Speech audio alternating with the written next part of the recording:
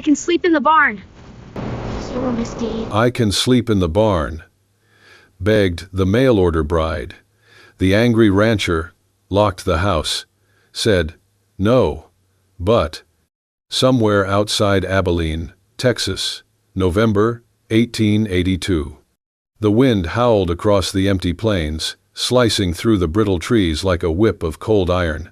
Rain fell in punishing sheets, turning the dirt roads to thick, sucking mud.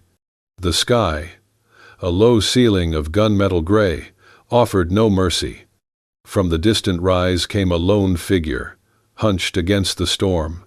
Her dress clung to her frame, soaked through and torn at the hem. Celia Hart, 25, and already worn by too many winters of life, trudged through the mire with a small bundle tied tightly to her back. Her 3-year-old son, Eli, his head buried against her neck, breath shallow and warm. Her boots had split hours ago, the wet earth chewing at her steps. A single satchel hung from her shoulder, soaked and nearly empty. She moved like a ghost, face pale with exhaustion, eyes fixed forward with the brittle resolve of a mother who had no other choice. Just 2 days earlier, she had arrived by stagecoach, her heart heavy but hopeful, to marry a man named Thomas Bartley, a rancher who had ordered her by post. He had written kindly enough, "Promise to accept your past, whatever it may be." She had clung to those words like scripture. But when he opened the door and saw the child, his face changed, his eyes narrowed, his voice turned sharp. "You didn't say you had a bastard." Celia stood silent, the boy clinging to her leg. She tried to explain, tried to say she had no one else, that Eli was her world. Bartley had none of it. "You lied. Get off my land." She remembered the sound of her suitcase hitting the mud. Remembered not crying, not begging, only lifting Eli into her arms and walking away. Now, night was falling. The storm showed no signs of mercy. The weight of Eli grew heavier with every step, though the child made no sound. Celia feared the shivering in his small body, the heat of his cheek against hers. She remembered Bartley mentioning a neighbor, Wade Callahan. "A strange one," he had muttered, "keeps to himself, lost his wife, don't bother with him." But in the middle of the cold, open wild, one name was better than none. When she saw the house, sturdy, square, with smoke rising faintly from the chimney, she nearly collapsed. Her legs moved out of will, not strength. She made it to the porch, her hands numb as she knocked once, twice, then again, harder. The sound of footsteps came from within. She held her breath. Eli stirred on her shoulder, coughing. A moment later, the door opened. A tall man stood there, framed in the golden flicker of a lantern. His face was carved in stillness, broad shoulders, short beard, eyes a shade too quiet. He wore a thick wool shirt and work trousers. His hand gripped the lantern handle tightly. He said nothing at first, just looked at her, her soaked dress, the limp child, her trembling lips. "I'm sorry," she whispered. "I do not mean to disturb you. I was sent here to marry a man named Bartley, but he turned me away when he saw my son. We have nowhere else. I don't ask to stay in your home. Only the barn. Just tonight, please." He didn't answer. His eyes shifted slightly, not unkind but guarded, suspicious. Before he could speak, a small voice broke the silence. Eli, now awake, slid from her arms and stood barefoot on the porch boards. His little body shivered, but he looked up at the man with wide, solemn eyes. "Sir, you don't have to let us inside," Eli said softly. "Mama said not to bother folks, but she's real cold. I can sleep in the barn if you just help my mama." The words hit Wade like a sudden strike. His chest tightened. He looked at the child, the tiny hands clutching his mother's coat, the wet hair sticking to his forehead, the ache in his voice too old for his years. He said nothing. Then, slowly, quietly, he closed the door. Celia stood motionless. The sound of the latch sliding home was louder than thunder. She did not cry. She only sat down on the edge of the porch, pulled Eli into her lap, and wrapped her thin shawl around them both. The rain kept falling, and in the flickering shadows cast by the light behind the window, she waited for mercy, for morning, for anything. Wade Callahan sat at the kitchen table, elbows on worn pine, a cup of black coffee cooling untouched beside his hand. The lantern above cast slow, swinging shadows across the room, as the storm outside continued to beat against the windows like it wanted in. He was 34, had owned this land for 11 years. 600 acres of dust, cattle, and wind, all of it kept alive by calloused hands and a heart that had long since learned not to need anyone. His wife, Anna, had died 4 winters ago. Fever took her fast. Their baby girl, Lily, had followed 2 nights later. He hadn't spoken much since. The woman on his porch was none of his concern. That was the first thought Wade clung to. He had no room in his life for stray travelers and broken promises. If her story was true, and it sounded half-mad to begin with, then she should be on the next coach out, not darkening his doorstep in the middle of a storm. But as he sat there, staring into the dull glow of the lantern, he could not shake one thing: the boy's voice. "Mama said not to bother folks, but she's real cold." Wade exhaled slowly, fingers tightening around the edge of the table, his jaw locked tight. The sound of the storm filled the silence. He rose from the chair, heavy boots thudding against the wooden floor. He crossed to the window and pulled back the curtain with 2 fingers. Outside, under the low shelter of the porch, the woman was still there, Celia Hart. She sat against the wall, knees drawn up, her arms wrapped around the child like a shield. The boy, Eli, was curled into her lap, wrapped in her shawl, coughing softly. Her hands rubbed his back through the cloth, movements slow and mechanical. The rain had soaked through her dress, her shoulders shook, her hair hung limp, stuck to her cheeks, and still she held the child like he was all that mattered. Wade's eyes narrowed, but not in anger. In memory. A vision came to him, one he had buried like a stone. Anna, weak in bed, holding Lily to her chest, humming a lullaby she could barely finish. Lily coughing, fever burning her skin. Wade, sitting helpless at the doorway, fists clenched, watching the 2 people he loved most dissolve into silence. And he had done nothing but sit. His hand dropped from the curtain, his eyes closed. For a long second, there was only the sound of the fire crackling behind him and the echo of that boy's voice. Then Wade moved. He went to the door, pulled it open with one smooth motion. The lantern in his hand lit his face from below. Sharp lines, shadowed cheekbones, a look of stone weathered by sorrow. Celia flinched, shielding Eli. He did not speak. He only tilted his head, stepping aside in the doorway. His hand gestured inside. "Come in." The words were low, flat, but unmistakable. Celia hesitated, clutching Eli closer. "Please," she whispered. But Wade was already walking back into the house. She rose to her feet, legs shaking, eyes wide with disbelief and exhaustion. She followed the open door, stepping into warmth, into light, into the unknown. Behind her, the storm kept raging, but the door was open now.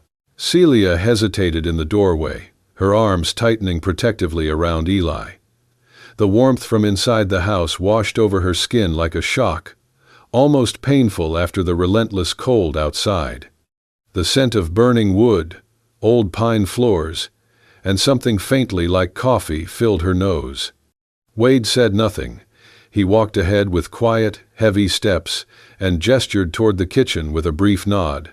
She followed him into the room, plain, functional, but blessedly warm. A stone hearth flickered with orange flame, casting soft light across the table and shelves. Wade set the lantern down, knelt beside the fireplace, and stoked the coals with practiced hands. Sparks jumped, the flames rose. He stood, walked to a cupboard, and pulled out 2 folded cloths, coarse but dry. He handed one to her without a word, then disappeared into the pantry. Celia used it to dry Eli's face, then her own trembling hands. When Wade returned, he held a small pot of soup. No steam rose from it, but it was enough. He poured it into 2 wooden bowls and set them on the table. He took a seat across from them, picked up his spoon, and began to eat, slow and methodical. Celia remained standing, uncertain. Her instincts still buzzed with the memory of slammed doors and bitter words. "Sit," Wade said, not unkindly, without looking up. She obeyed, placing Eli on her lap. The boy was quiet, eyes glazed with exhaustion. Celia spooned a bit of broth into his mouth, coaxing him gently. He swallowed, then sagged against her chest, limp and warm. Wade broke the silence after a few minutes, his voice low and flat. "Why didn't you tell him you had a child?" Celia blinked. Her hand paused mid-air. She did not answer right away. Then, in a voice barely louder than the fire's crackle, she replied, "Because if I had, he would not have written back." She looked up at Wade now. Her eyes glistened, but did not spill. "I tried to believe that maybe he'd understand once he saw us, but I knew the risk. I knew what most men think when they see a woman with a child." Her voice caught, but she forced it steady. "I couldn't leave Eli behind. I'd rather sleep in the mud holding him than lie in silk and forget he exists." Wade did not speak. He looked away. Eli, warm now, drifted to sleep again, his little hand gripping a fold in his mother's dress. Wade stood, pushing his empty bowl away. He picked up a second lantern from the mantel and lit it. "Come on," he said simply. Celia rose, lifting Eli with her. She followed him down a short hallway that creaked beneath their steps. Wade opened a door and held the lantern up. The room inside was small but clean. A narrow bed with a quilted coverlet. A lace curtain fluttered in the draft from the chimney. A vanity table stood in the corner, its surface empty but for a dusty comb. Celia hesitated at the threshold. Her eyes scanned the room, taking in the details. "This was someone's room," she whispered. Wade nodded once. "My wife's?" She turned to him, eyes wide. "I can sleep on the floor. I do not mean to." He shook his head and cut her off, voice quiet. "It's warmer than the barn." Then, without waiting for a response, he set the lantern on the bedside table and walked away. Celia stared after him for a long moment. Then, gently, she laid Eli down on the bed. The boy barely stirred, curling into the blankets like he belonged there. She sat beside him, brushing the damp curls from his forehead. Her fingers lingered, her breath caught in her throat. "Thank you," she whispered, though no one remained to hear it.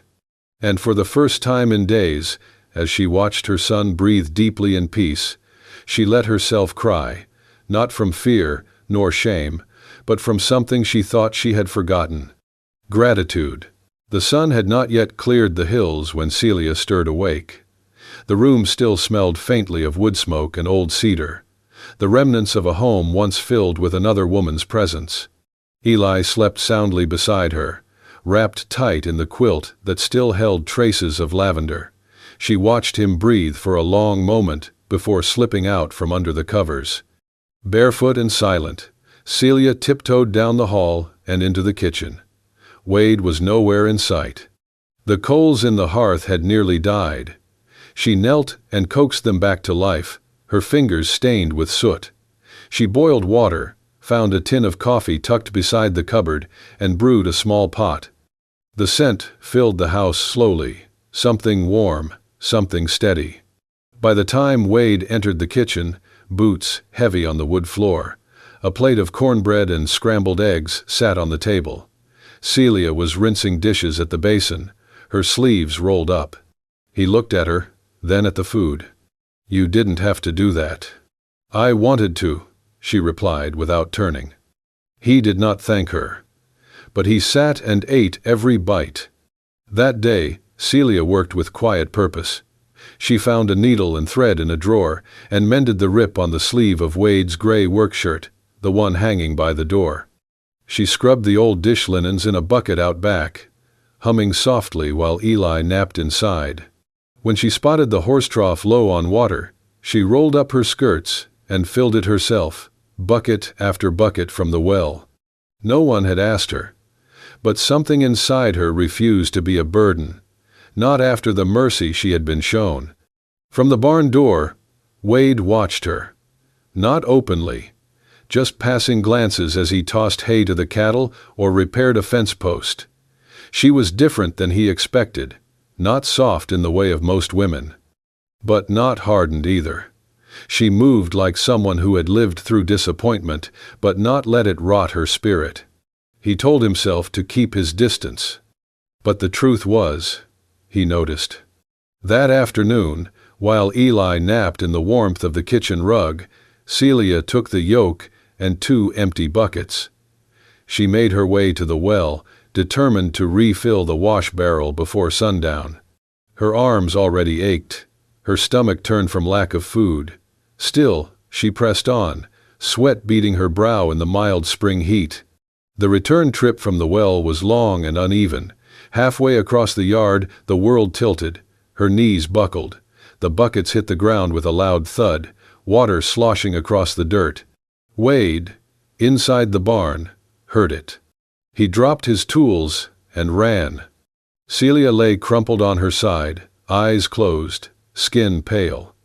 He bent, checked her breathing, then scooped her up into his arms. She was lighter than he expected, fragile in a way that made his chest clench. He carried her into the house and laid her gently on the wooden rocking chair near the hearth. Her face was damp with sweat, strands of hair sticking to her cheeks. He fetched a cloth, dipped it in warm water, and pressed it to her forehead. Then he stirred honey into a mug of warm water and coaxed it to her lips. "Easy now," he muttered. "Drink a little." She stirred, eyelids fluttering open, confused, dazed. "You fainted," he said simply. She blinked at him, then looked down. "I'm sorry. I didn't mean to." "Don't talk. Just breathe." A small patter of feet interrupted them. Eli stood at the doorway, eyes wide, lip trembling. "Mama?" Wade turned. He stood, placed a reassuring hand on the boy's shoulder. "She's all right," he said softly. "Just needs some rest." Eli nodded, stepping closer to his mother, slipping his tiny fingers into hers. She squeezed them weakly and smiled. That night, after Celia had fallen into deep sleep and Eli dozed at her side, Wade sat alone at the table. The only sound was the crackle of the fire and the ticking of an old clock. He noticed the boy's shoes by the door, cracked leather, worn soles, barely holding together. Wade picked one up, turned it in his hand. He did not ask Celia. He did not tell her. Instead, he found a needle, some thick thread, and sat beneath the lamplight. His fingers were too big, too clumsy, and the needle pricked him twice. Still, he kept going, stitch after careful stitch. It had been years since he had mended anything, but something in him refused to let that boy walk another mile with broken shoes. Dinner was quieter now, but it was no longer lonely. Wade had taken to setting out 3 plates instead of 1. At first, Celia hesitated. The first night he motioned for her and Eli to sit at the table with him, she nearly declined. But the boy had already clambered into the chair beside Wade, babbling about the smell of beans and cornbread. After that, it became routine. They ate in calm silence, sometimes broken by Eli's curious questions or soft laughter. Wade rarely spoke unless spoken to, but the lines in his face had started to loosen, as though he had finally remembered what it felt like to sit with company and not dread it. At night, Celia would sit in the rocker by the fire, book in hand, reading softly while Eli curled up near her feet. Wade listened from the table or from just beyond the doorframe. Her voice was gentle, a low, steady rhythm that warmed the room in a way the fire could not. She read from old farm journals, Bible stories, and even a worn-out novel she had brought in her bag. It was not the words themselves that mattered, it was the way she made them feel like home. He had forgotten how that sounded. Wade started spending more time with Eli, too, not out of duty, but instinct.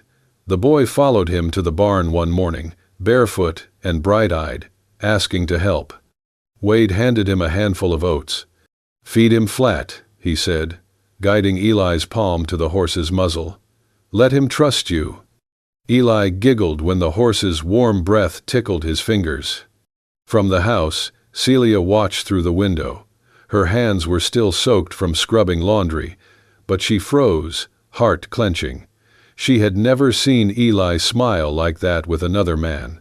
Later that week, Wade gave Eli an old rope and taught him how to loop it. The boy practiced for hours, his laughter filling the barn. "Uncle Wade," he called him once by accident. Then, shyly corrected himself. "I mean, Mr. Wade." Wade had only nodded, but he didn't correct him. One afternoon, Celia noticed hammering in the barn. When she peeked in, Wade was building something, a low partition in the corner of the main stall. It had a small roof, a tiny window, and a swinging half-door no higher than a child's chest. "What is that?" she asked, brushing straw from her skirt. Wade didn't look up from his hammer. "Just a little place, somewhere Eli can be around the animals, but stay out of the way. Thought he'd like it." Celia stared, lips parting slightly. "You built it for him?" He shrugged. "Chow no kun gok, kuorieng min." That night, she added an extra log to the fire and stitched the beginnings of a curtain for the tiny barn room. Days shortened. The first snow dusted the fence lines in early December. Life grew slower, but no less full. Each moment took on weight, the way Wade passed the sugar before Celia asked, the way Eli leaned against his leg without fear, the quiet nods exchanged when words felt too loud. Then came the evening she would never forget. Wade called Eli out to the back pasture just before sunset. The sky was streaked with orange and deep violet, the cold air sharp and still. Celia stood at the back porch, arms crossed, watching. A saddled mare waited in the field. Eli hesitated as Wade lifted him up, setting him gently on the saddle. "Sit straight, hands on the horn, just like I showed you." The boy beamed. Wade led the horse slowly in a circle, one hand holding the reins, the other steady on Eli's leg. The child's laughter echoed in the crisp air. From the shadows of the porch, Celia's hands rose to her chest. Her throat ached. This was the first time Eli had been on a horse, the first time someone other than her had shown him how to be brave. Tears welled without warning. She turned away, stepping inside, shoulders trembling. She did not sob, she did not crumble. But the tears came anyway, soft, silent streaks down her cheeks. Not for sorrow, not for pain, but because something inside her was breaking open, and what poured out was love and gratitude. The midday sun hung high, glinting off the dry rails of the fence and the metal roof of the barn. It was quiet, the kind of quiet that came after chores were done but before supper had begun. Then came the sound of wheels crunching over gravel. Celia stepped onto the porch, drying her hands on her apron. A covered wagon, drawn by two tired-looking mules, came to a halt at the front gate. Dust settled slowly around it. The door swung open. Out stepped Jeb Monroe. He wore polished boots and a brown waistcoat that didn't belong to the terrain. His hat was new. His smile, as he spotted Celia, was not. "Well, I'll be," he drawled. "Didn't think you'd land somewhere this comfortable." Celia froze. Eli, playing near the porch steps with a carved wooden horse, stood up. She grabbed his hand instinctively and pulled him behind her. Wade emerged from the barn, sleeves rolled up, hands smeared with axle grease. He saw the wagon, the stranger, the way Celia stood rigid on the porch, pale but defiant. He walked slowly toward them, not wiping his hands. Jeb kept his eyes on Celia. "I came for what's mine," he said, voice oily.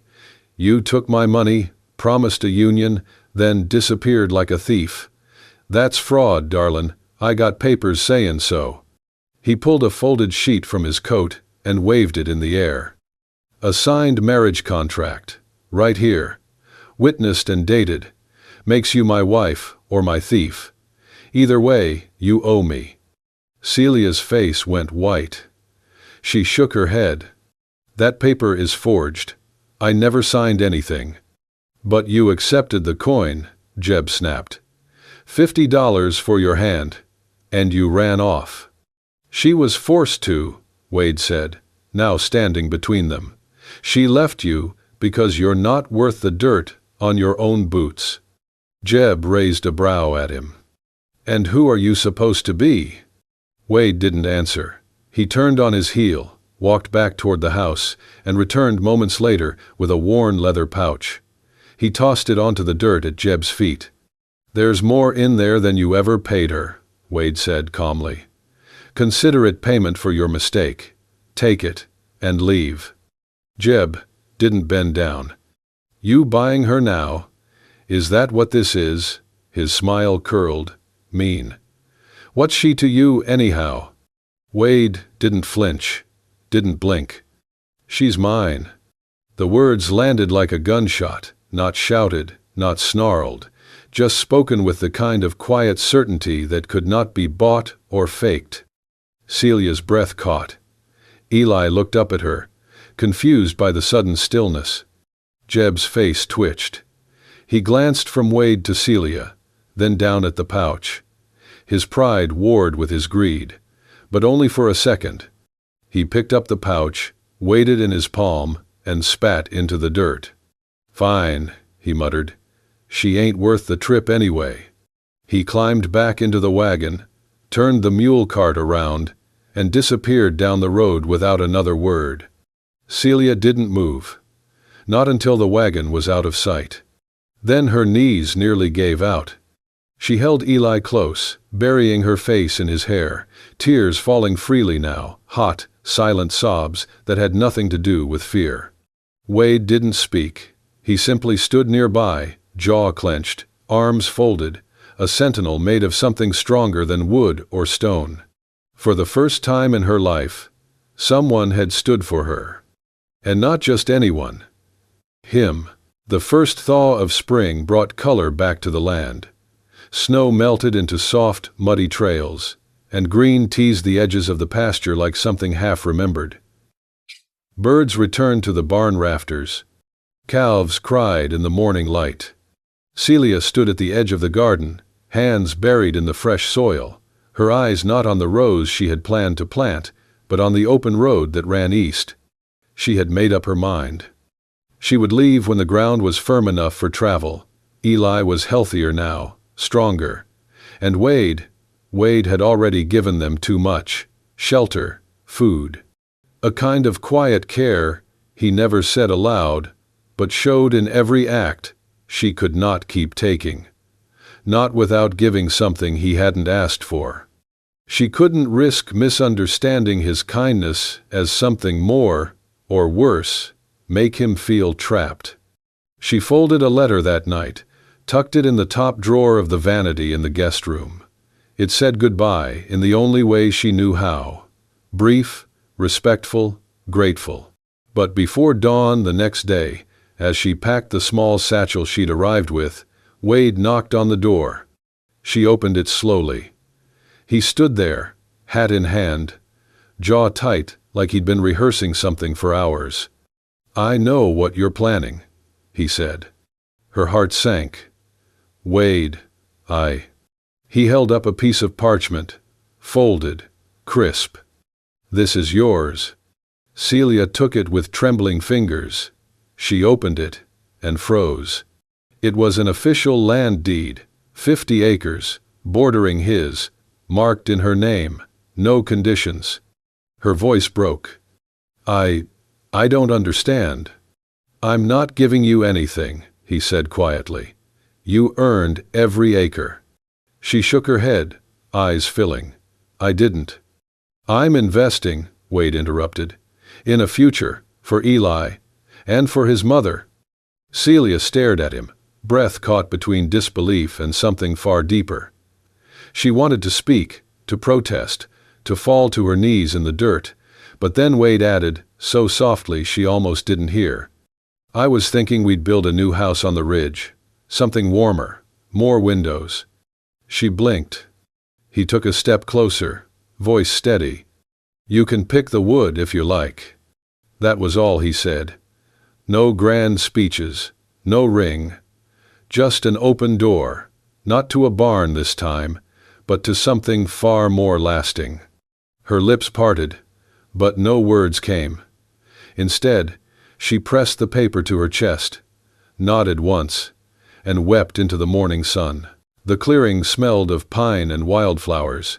Spring had painted the forest in soft greens and tender blues, and the morning sun spilled golden light through the branches overhead. A simple arch, built from cedar branches and tied with white cloth, stood at the edge of the grove. Nothing grand, nothing borrowed, just right. Celia stood beneath it, her hair braided with wild daisies, her dress plain but clean.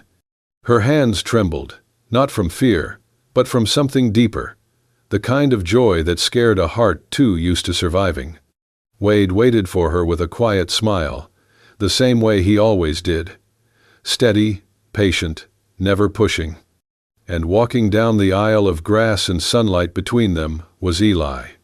The boy clutched a small wooden box in his hands, face serious as a preacher. He wore a vest too big for him, and boots that Wade had polished himself. He stopped before them, opened the box with a deep breath, and looked up. "I got him, Mama," he whispered. Celia bent down, kissed his forehead. "You did perfect." The ceremony was short, just the preacher from town, a neighbor or two as witnesses, and the forest to listen. But when Wade took Celia's hand and slid the ring onto her finger, the air held its breath. "I don't make promises I can't keep," Wade said quietly, eyes locked to hers. "But I'll keep this one." Celia's lips trembled as she whispered back, "And I'll never run again." Afterward, under the tall pines, they shared bread and cider from a picnic basket and watched Eli chase a bluebird down the hill. Celia sat beside Wade, her head on his shoulder, fingers tangled with his. Later that evening, in the golden hour before dusk, she wrote a letter to her mother, the first one in years. "Mama, I did not marry a man with gold in his pocket or land in every direction, but I married a man whose word is good, whose hands are kind, and whose silence makes me feel safe. I married a man who took in a woman no one wanted, and a child no one asked for, and made us his family. I found home, Mama. Not a place, a person. And Eli, he finally calls someone Pa. Love always, Celia." That evening, Wade pulled Eli into his arms, crouched low, and handed him a piece of paper, official, signed, and stamped.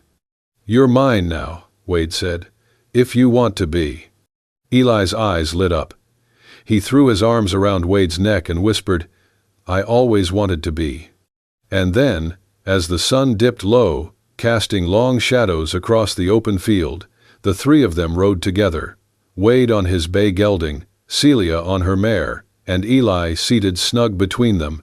The world was wide, the wind was soft, and behind them the shadows stretched long, the silhouettes of a man, a woman, and the boy who bound them, slowly disappearing into the horizon.